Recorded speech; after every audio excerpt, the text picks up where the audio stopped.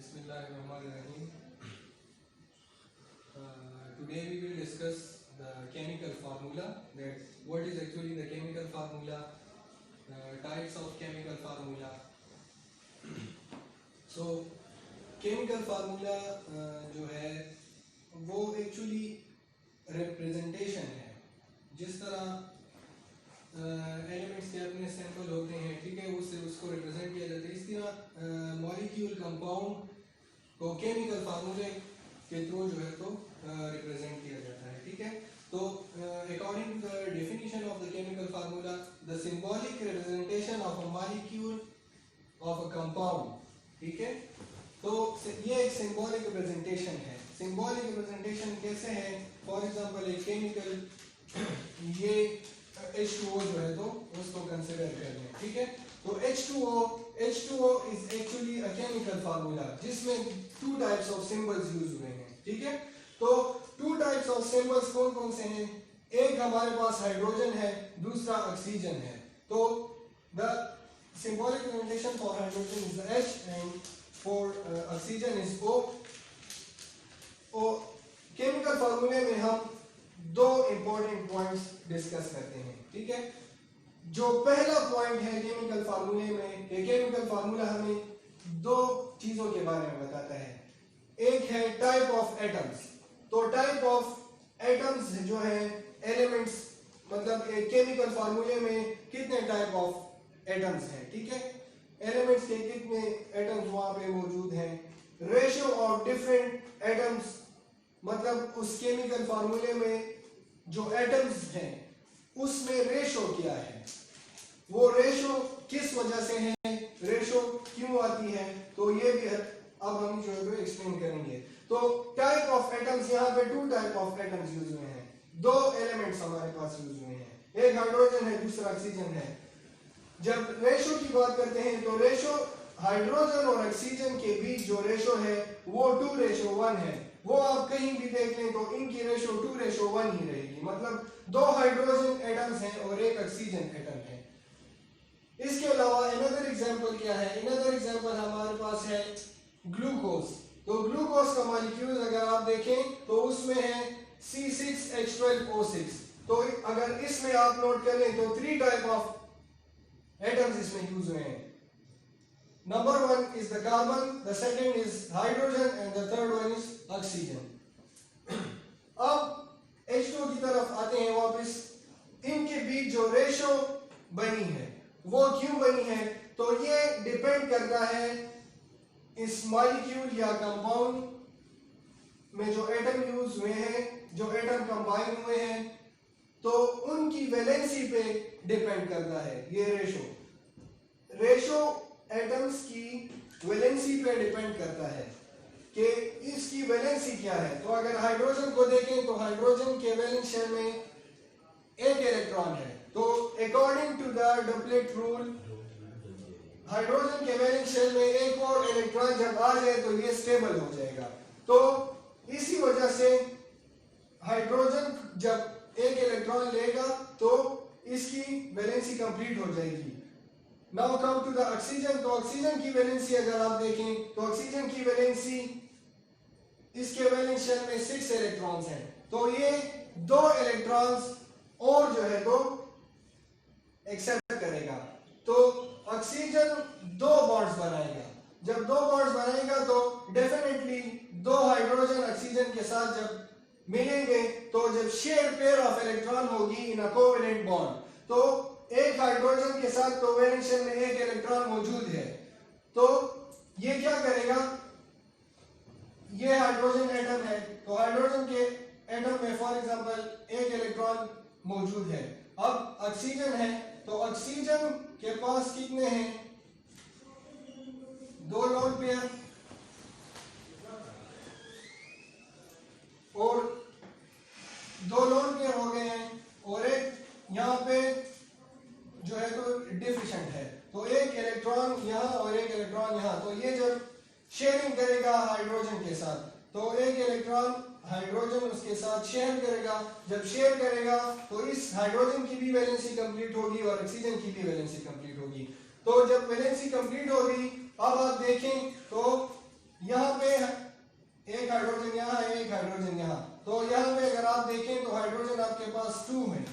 जबकि ऑक्सीजन 1 है। तो ये रेशो जब आती है तो ये किस बेस पे आती है? ये इस एटम्स की वैलेंसी के बेस पे आती है। सिमिलरली कार्बन में भी इसी तरह जो रेशो है ये वैलेंसी के बेस पे है। Now come to the types of the chemical formula. So there are three main types of chemical formula. Normally तो टू ही है, एम्पिरिकल फार्मूला, मॉलिक्यूलर फार्मूला, लेकिन फार्मूला यूनिट भी आता है आयनिक कंपाउंड्स के लिए। तो जब फर्स्ट वन है वो है एम्पिरिकल फार्मूला। एम्पिरिकल फार्मूला क्या है? Empirical formula is the simplest formula which shows the smallest whole number ratio of atoms of different elements in a compound. एक कंपाउंड है उसमें जो एलिमेंट्स है तो उसके एटम्स के बीच जो सिंपलेस्ट रेशो है उसको एम्पिरिकल फार्मूला कहते हैं। एग्जांपल्स हमारे पास क्या है? सबसे फर्स्ट वन एग्जांपल है हाइड्रोजन पेरोक्साइड के लिए, H2O2 के लिए। तो हाइड्रोजन पेरोक्साइड कि जब सिंपलेस्ट रेशो हम लेंगे तो वो क्या होगी? वो HO आएगी। ग्लूकोज को ले लें तो ग्लूकोज को जब हम लेते हैं तो इसकी सिंपलेस्ट रेशो हमारे पास आएगी CH2O। यहाँ पे कुछ स्पेशल केसेस हैं। स्पेशल केसेस क्या है? स्पेशल केसेस ये हैं कि कुछ मॉलिक्यूल्स होते हैं उनकी एम्पिरिकल फार्मूला और मॉलिक्यूलर फार्मूला सेम होती है। क्यों सेम होती है ये अभी फर्दर हम एक्सप्लेन करेंगे। अब आते हैं मॉलिक्यूलर फार्मूला की तरफ। तो मॉलिक्यूलर फार्मूला में देखें तो molecular formula is what? It is the actual और रेगुलर फार्मूला। मतलब जो मॉलिक्यूल है किसी कंपाउंड का तो उसको अगर आप ले लें एक मॉलिक्यूल को तो उस मॉलिक्यूल में जो एग्जैक्ट या एक्चुअल रेशो है एटम्स के बीच तो उसको मॉलिक्यूलर फार्मूला कहते हैं। तो the molecular formula is actual और the regular formula which shows the actual number of atoms of different elements in one molecule of a compound.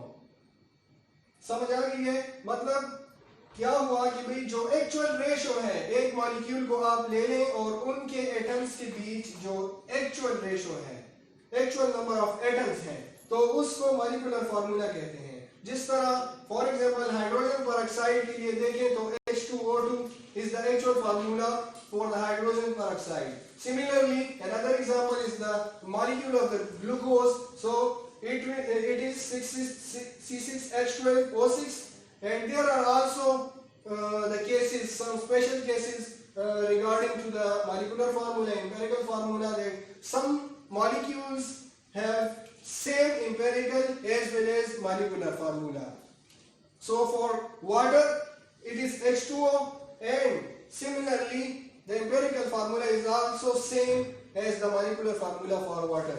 Another example is the ammonia, NH3. So NH3 is the molecular formula for ammonia and it is also the empirical formula for ammonia. So now come to the third one, formula unit. So formula unit is basically the representation, the formula for the ionic compounds, which shows the smallest repeating unit of an ionic compound, showing the simplest ratio between ions. मतलब ionic compound है for example सबसे जो best और daily life example आप ले लें तो NaCl, sodium chloride, इसको टेबल साल्ट भी कहते हैं। तो सोडियम क्लोराइड को आप ले लें तो आयनिक कंपाउंड में हमने पिछले लेक्चर्स में ये एक्सप्लेन किया था कि आयनिक कंपाउंड्स क्या होंगी। तो वो मेटल्स और नॉन मेटल्स के बीच जब कंप्लीट ट्रांसफर ऑफ इलेक्ट्रॉन्स होंगी तो उससे एक आयनिक कंपाउंड बनेगा। तो जब आयनिक कंपाउंड में हम कंप्लीट ट्रांसफर की बात करते हैं तो उसमें सबसे जो इंपॉर्टेंट पॉइंट है वो ये है कि भाई उसमें एक मेटल होगा और दूसरा नॉन मेटल होगा। जब metal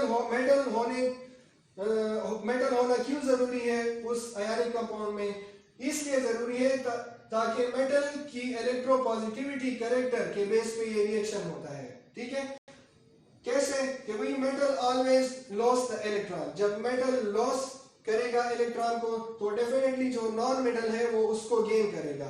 so here the sodium is the metal and the chlorine is non metal. So sodium will loss the electron and the chlorine will gain that electron. So the complete transfer of electrons take place and ionic compound is formed. तो formula unit में हम simply क्या करते हैं, जो repeating unit आप अगर एक बीकर ले लें, कोई भी कंटेनर ले लें, उसमें NaCl जो है तो डाल दें, डिसॉल्व करें, तो अगर आप उसको ऑब्जर्व करेंगे, उस पे एक्सपेरिमेंट्स करेंगे, तो उसमें क्या आएगा, रिपीटिंग यूनिट आपको होंगी आएंगी, वो आप उसको देखेंगे रिपीटिंग यूनिट्स। तो सिमिलरली एक जगह सोडियम होगा तो उसके सराउंडिंग क्लोरीन, दूसरी जगह भी सोडियम क्लोरीन, तो वो रिपीटिंग यूनिट जो है तो वो आपको नजर आएंगी। तो वो क्या है, तो ये एक्चुअली फार्मूला यूनिट है। अब बात हो रही थी यहाँ पे कि भाई कैसे इंपेरिकल फार्मूला, मॉलिक्यूलर फार्मूले से इंपेरिकल फार्मूला लेंगे, या इंपेरिकल फार्मूला का मॉलिक्यूलर फार्मूले से ताल्लुक क्या है। तो इंपेरिकल फार्मूला और मॉलिक्यूलर फार्मूला के बीच ताल्लुक ये है कि भाई जो फॉर एग्जांपल आप ले लें हाइड्रोजन परऑक्साइड, जब हाइड्रोजन परऑक्साइड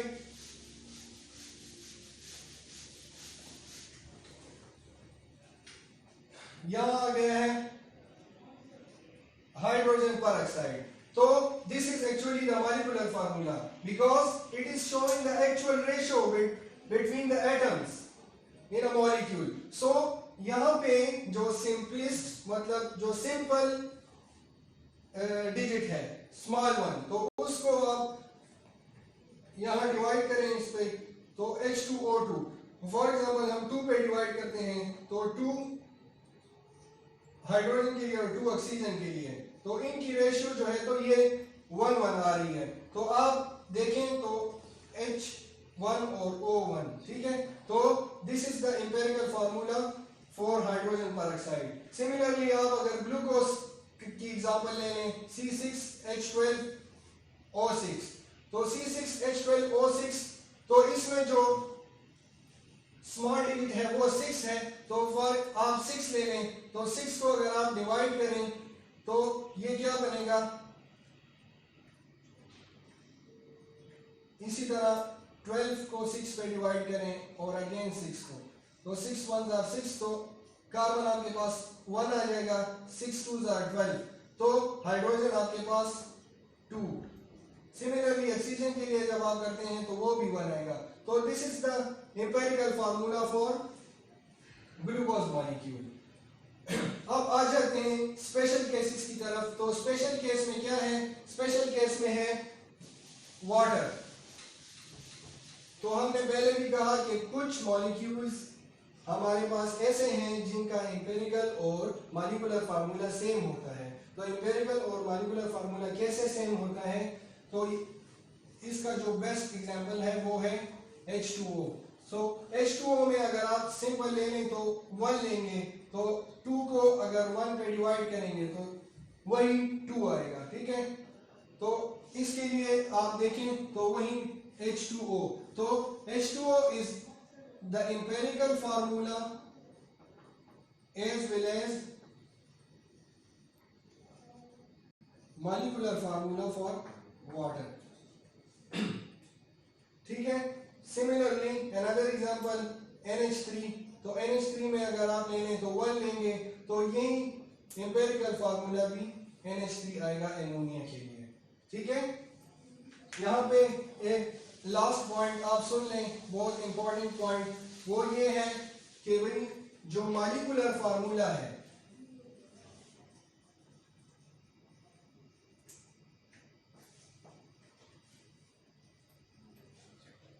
वो हमेशा इक्वल होगा n नंबर ऑफ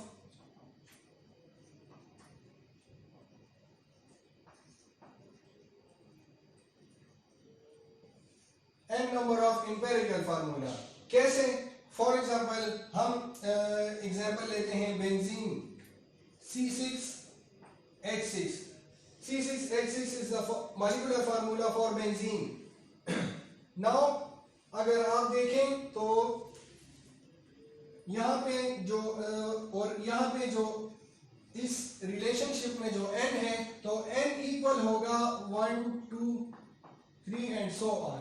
तो ये डिपेंड करता है किस पे, जिस तरह हम फॉर एग्जांपल उसी तरह सेम कैलकुलेशन करते हैं। अगर इसका बेंजीन का एम्पिरिकल फार्मूला हम निकालेंगे तो कैसे निकालेंगे, तो दोनों सेम डिजिट्स हैं तो बस इसको 6 पे डिवाइड करते हैं। जब 6 पे डिवाइड करते हैं तो ये 1 1 आएगा, तो 1 1 इट मींस कि भाई the empirical formula for benzene is the CH। Now come to the relationship of the molecular formula with empirical formula। तो आप यहाँ पे जो n होगा तो n यहाँ पे 6 होगा, तो n की जगह आप 6 लगाएं और एम्पिरिकल फार्मूला और बेंजीन लिखें, तो ये क्या आएगा, 6 को जब मल्टीप्लाई करते हैं तो C6H6, तो सिंपली ये आएगा। इसी तरह आप ग्लूकोज के लिए भी कर सकते हैं। फॉर एग्जांपल ग्लूकोज का मॉलिक्यूलर फार्मूला है C6H12O6, तो n नंबर ऑफ CH2O, ये एम्पिरिकल फार्मूला है ग्लूकोज के लिए, ठीक है। Now n will be the 6, क्योंकि हमने 6 पे उसको डिवाइड किया है, ठीक है, मतलब 6 वो सिंपलेस्ट डिजिट था, इसी वजह से हमने 6 पे डिवाइड किया था, तो हमारे पास जो एम्पिरिकल फार्मूला आ रहा था ग्लूकोज के लिए वो CH2O था।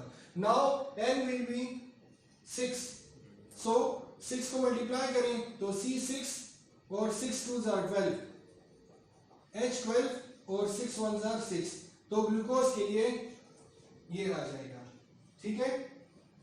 So that was all about the chemical formula, the types of chemical formula, and here are some special cases and the relationship between the molecular formula and empirical formula. Thank you so much.